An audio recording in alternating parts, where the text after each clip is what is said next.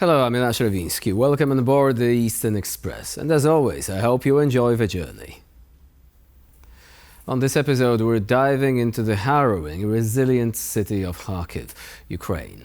It has become a frontline city in the Russia-Ukraine war, a stark testament to both the brutality of conflict and the resilience of its people. Imagine waking up every day knowing that your morning coffee could be interrupted by the sound of bombs or artillery. Kharkiv's residents don't need to imagine it, they live it. The city, with a pre-war population of 1.5 million, now finds itself at the mercy of relentless Russian bombardment. Without help, in the form of striking Russian territory used to bomb Kharkiv, who knows how dire the situation might become. For now, without further ado, let's take a look at our latest report on life in wartime Kharkiv. This is a new reality of everyday life to the residents of Ukraine's second-largest city. 2 years after successfully driving Russian forces out of there, Kharkiv is once again under relentless attack. The city, located more than 30 kilometers from the Russian border, has become a symbol of Ukrainian resistance. However, recent months have seen a significant escalation in hostilities, with Russian forces launching daily bombardments and a major new offensive. Residents of Kharkiv, once home to 1.5 million people, targeted by Russian bombs, are enduring sleepless nights as the sounds of explosions become a grim routine. These are guided aerial bombs that hit the central part of the city. They hit a residential building. There is no military facility here. I want to say once again that this is a targeted tactic of the Russian Federation to kill Kharkiv residents. As the conflict drags on, the city's firefighters face increasing risks, with 7 killed and nearly 50 wounded since 2022.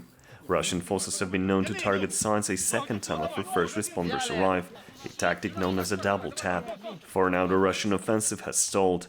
Allowing Ukraine to target Russian positions with Western weaponry has helped greatly in reducing the intensity of Russian bombardments. But for now, Kharkiv is still far from safe. And now, as always, it's time to take a look at the issue in greater detail. To paint a vivid picture of this reality, one must understand the severity of Russian attacks. This isn't just any bombardment, it's a methodical, almost clockwork-like assault. According to residents, the shelling begins around midnight, a macabre reminder that their nights are anything but peaceful.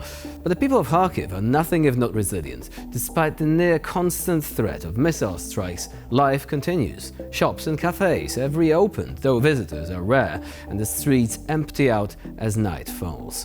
The metro runs until 9:30 p.m. with a curfew at 11, an hour earlier than in Kiev. It is a city adapting to survive, with buildings sporting for sale or for rent signs, a testament to the economic strain and the exodus of many residents. The recent intensification of attacks has been brutal. In one of the instances in May, the epicenter shopping complex was hit by a series of bombs, reducing it to an ashen husk. The goal, as some locals believe, is to turn Kharkiv into a ghost city, devoid of life and spirit. Yet amidst the destruction, there is Defiance. The city's largest attraction is now the so-called Cemetery of Russian Rockets, where the remains of over 1,000 missiles are displayed. It is both a morbid museum and a stark reminder of the resilience of Kharkiv's citizens, who refused to be cowed. Kharkiv's resilience isn't just about enduring bombs, it's about maintaining a semblance of normalcy, especially for the sake of the youth.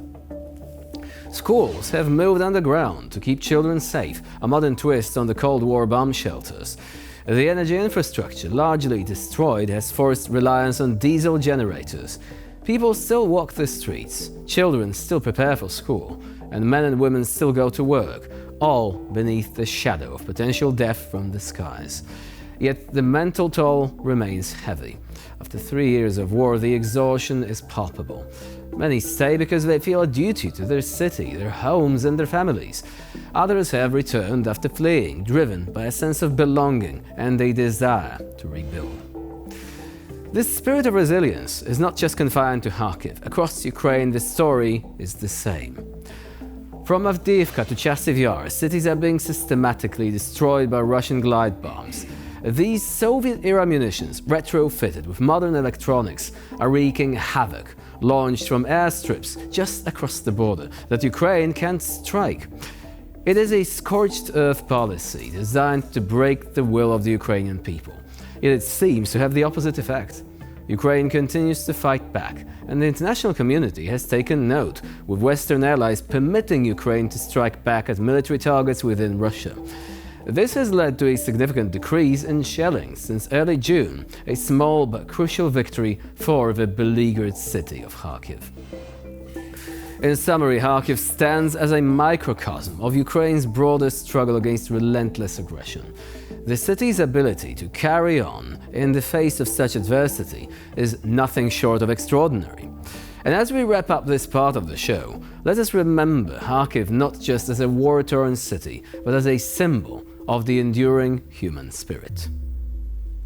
And joining us now to shed more light on the issue is our guest, Anastasia Paraskevova from Kharkiv.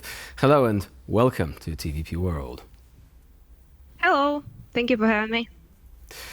So, people talking about the war in Ukraine, especially if they live far away from the front lines, they are under this misconception that this is just about lines and dots on the map. But this is as far away from the truth as can be. I mean, Kharkiv itself is a city, a vibrant, beautiful city of more than 1 million people. It's being shelled by Russians on a daily basis. So can you tell us about the daily reality of living in Kharkiv as it looks today? Yes, we have been having a hard time here for quite some time. But recently the situation has gotten severely worse. It kind of like reminds us of 22 March, the beginning of the invasion. And mostly it's because we are dealing with a lot of bombing. Mostly it's cub bombs, as we call them, or Russian guided bombs, I guess you could say in English. These are pretty much getting like thrown all over the city. And they might be called guided, but I surely have no idea where Russians guide them in particular, because they mostly bomb just civilian areas, bus stops, stations, parks, supermarkets, things of that sort. And it's pretty much a daily occurrence in Kharkiv right now. And yeah, something we have to live with. And also S-300 missiles that are mostly shot at us from Belgorod, which is a Russian city quite close to my Kharkiv, unfortunately. So the S-300 is actually an air defense missile, but the Russians are using it to attack targets on the ground. Now, some commentators are saying that these guided bombs, they might not be the most high-tech equipment on Earth, but the Russians are using them deliberately against civilian targets. It's not a coincidence, for example, that a large Home Depot kind of store was destroyed a couple of weeks ago, really, with multiple casualties. Yes, it's hard to say. I usually am not the person who makes like loud statements, but sometimes it's hard to say whether it's just the accuracy so bad or is it deliberate. I mean, we can't really like be 100% sure, but for example, targeting that huge, depot supermarket place seems to be deliberate because there's clearly nothing anywhere near it, and also it is somewhat curious that they usually do this sort of bombings during the busiest time of day. Hardly a coincidence, for example, like Saturday, for example, parks are usually bombed on Saturday or Sunday, for example, which is the time when most people will be there, with their families or kids or something, just walking about maybe.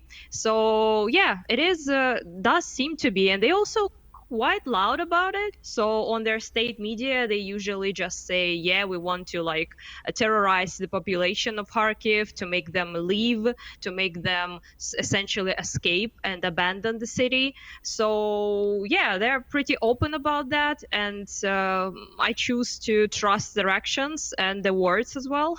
I don't see why we wouldn't. And this is actually getting worse in the verbal department, since quite recently the former chief of Roscosmos, for example, he said that we, the Russians, we need to burn them out. He's suggesting a full-scale genocide. Do you think that this war has actually crossed the threshold of genocide already, given these statements and the war crimes which are being committed against civilians on a daily basis?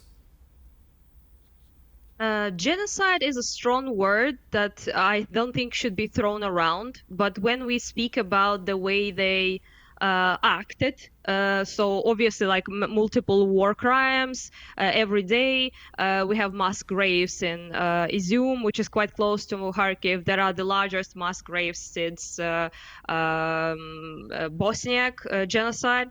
So yeah, that's pretty heavy. Never mind the clearly accepted notion of them targeting civilians.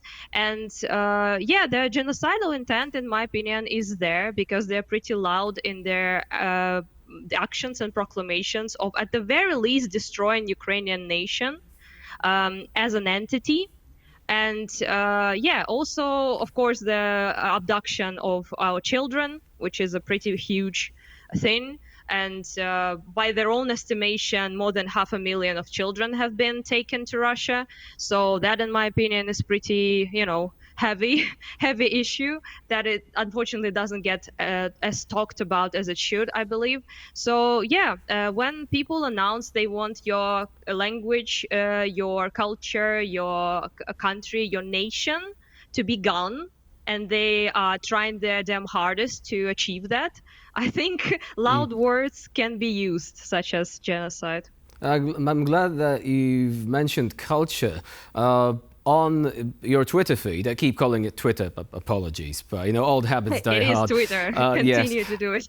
But you've actually retweeted a message from someone living in Crimea, and they are basically showing how the Russians have leveled an excavation site with basically that is recognized by UNESCO, and instead they build some gaudy, newfangled thing, which is supposed to resemble an old building, but it is not.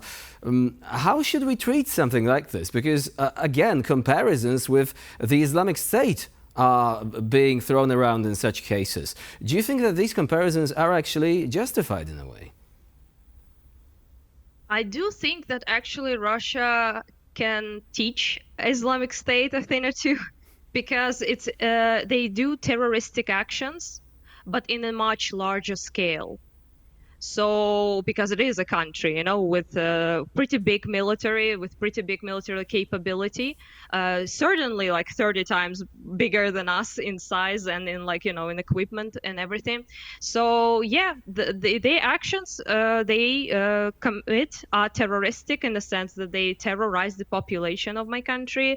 They also attack critical infrastructure. For example, one of the reasons I wasn't able to talk with you the previous time was because electricity was out, and that's due to bombing. The reality, right? Yeah. Yes. We have, unfortunately, right now in Kharkiv region, 50%, more than 50% of our power grid is destroyed currently. So we have pretty severe shortages as far as electricity goes, and the only saving grace is that it is summer, so no heat. And in winter, the situation is going to be even worse. So yeah, they're trying their hardest to make our life as unbearable as humanly possible, as far as they can reach. And the only reason why we don't see mass graves in Kharkiv is because they didn't manage to occupy it. That's it. That's the only reason. So the only thing that's holding them off from slaughter they did in Bucha, in Izium, Mariupol, right, is that, they just can't get everywhere. Thanks to our own effort and also the support of our allies. So, yeah. Speaking of which, this human drama is unfolding in Ukraine. Politicians, gathering together far away from the front line, and they are talking about the future of Ukraine, while, not being Ukrainian. Some of them even propose solutions for the future of Ukraine and the future of the war. Now, recently, some Trump advisors have gathered together and they said, Ukraine's accession to NATO should be suspended. Ukraine should negotiate. It may have to cede territory. How do you respond to proposals such as this? Because Kharkiv is, within the area that is contested right now. Russians are attacking it. They have no legitimate claim, but they are attacking. Yeah, they did put a lot of effort to try and occupy it again, actually. So this couple of months have been their advancement or attempted advancement in Kharkiv region. So we have been pretty, tense over here because of that. Not that I believe that they will able to take it, but, it is still pretty tense. And as far as such proclamations of politicians go, so there are no guarantees given to us by virtually anyone that if Russia, for example, if we would to say, let's give them the territory they already taken, right? So what are our guarantees? Then they will not then proceed afterwards in a couple of years when they are more prepared, then they are more ready than they were in initial invasion, in 22. So what are our guarantees that they will not push further and further and then further away? They broke pretty much every single agreement we had previously. So yeah, never mind the genocidal rhetoric even, just there are no guarantees, not whatsoever. Also, another thing that most people don't talk about, unfortunately, is that it's not just giving them land, it's giving them people that live there. And we are very aware that what they do to people in occupation, I personally saw people getting dragged from mass graves with their unfortunately mutilated genitals, mutilated body parts, civilians with their hands tied behind their back, shot. So I ask people then, so what do we do about those people who will be in Russian occupation for I don't know how long, for decades, centuries, I don't know. So yeah, it's just impossible currently, unfortunately, to negotiate. And also never mind the fact that Russia shows zero signs they want to negotiate because they are continuously trying to take more and more. As we speak now, they are trying to advance in my region, Kharkiv, also in Sumy region. So yeah, I clearly I don't know what they want. We should negotiate. Like our survival, I don't think is negotiable. So yeah, that's pretty much it, I guess. That is a very important point with which we may conclude this conversation, that it is not just about land. It's not as if it was just numbers in a bank account. It's about human lives, even internally displaced people. I mean, moving away from a place where you lived for all your life, I mean, this is a tragedy. And it's not possible for someone just to sit down and say, okay, just cede the territory. It's just so much more than this. And it's a very important message to policymakers all across the world today. Anastasia Paraskevova was our guest today here on TVP World. Thank you very much for joining us. Thank you. And now we're moving on to Eastern News Flash, a curated selection of all the other stories from the East that you really don't want to miss. The European Union has signed a security agreement with Ukraine offering guarantees of comprehensive support to Kiev amid Russia's ongoing war against the country. The signing ceremony took place in Brussels just before the start of an EU leaders' summit. The European Union's support for Ukraine is ever increasing. Under the new government with the EU, Ukraine secured guarantees of political, financial, economic, humanitarian, military and diplomatic support from the 27-nation bloc. The pact focuses on 9 key areas of security and defense policy, reinforcing the bloc's commitment to Ukraine's sovereignty and territorial integrity. It also highlights the EU's condemnation of Russia's aggression. On the sidelines of the summit, Ukrainian President Volodymyr Zelensky also signed bilateral agreements with the EU member states Lithuania and Estonia, represented by Lithuanian President Gitanas Nausėda and Estonian Prime Minister Kaja Kallas. Polish Prime Minister Donald Tusk, meanwhile, has announced that Warsaw is finalizing work on its own security agreement with Kyiv, which should also be signed soon. The United Nations Human Rights Monitoring Mission in Ukraine has released a report detailing the systematic torture of Ukrainian prisoners of war by their Russian captors. According to the report, every Ukrainian soldier and civilian interviewed after being released from Russian captivity experienced torture. Following a recent prisoner exchange, the soldiers are now back home in Ukraine, their joyous expressions hiding the nightmare they went through in Russian captivity. The United Nations Human Rights Monitoring Mission in Ukraine conducted interviews with 600 recently exchanged Ukrainian prisoners of war. The testimonies revealed a range of brutal treatment inflicted on entire groups of prisoners, often beginning as soon as they arrived at detention camps. Ukrainian POWs also endured other forms of humiliations, such as being forced to learn and sing Russian patriotic songs. The lack of adequate food and medical care further exacerbated their suffering, leading to significant weight loss and health issues. Russia's disregard for human rights also manifests itself in other ways. Recently, it became known that Moscow has sent over 30,000 migrants to dig trenches and build fortifications in occupied parts of Ukraine. In a joint letter, Poland, Estonia, Latvia and Lithuania have called on the European Union to bolster its eastern borders in response to security threats from Russia and Belarus. The four nations, staunch allies of Ukraine, emphasized the need for increased defense spending and coordination within the European Union and with NATO. Poland and the Baltic states are urging the EU to strengthen its eastern borders in the face of a looming threat from Russia and Belarus. The countries also accused Moscow and Minsk of orchestrating hybrid attacks, which include utilizing migrants to provoke a border crisis, cyber attacks and disinformation campaigns. They urged the EU to support border protection both politically and financially, noting that Poland has already allocated over €2.3 billion to defense measures along its border. The gravity of the situation is apparent from the stats released by the Polish Border Guard. In the 2 days before this report was published, almost 200 attempts of illegal crossing from Belarus were recorded, with immigrants throwing rocks and attacking Polish soldiers and border guards. Bulgarian President Rumen Radev has declined the government's proposal to lead the country's delegation at the upcoming NATO summit in Washington, D.C.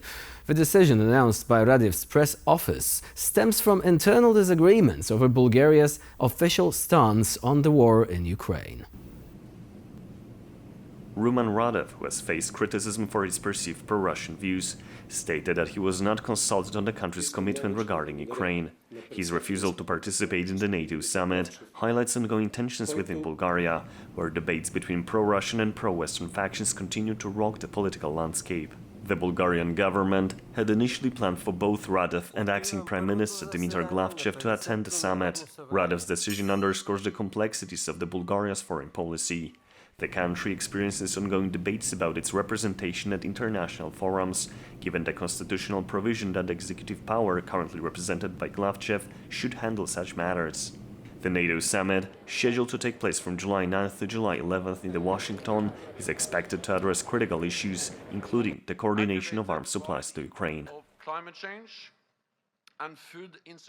And for this episode of Eastern Express, it's the end of the line. Please stay with us here on TVP World for more latest news and updates.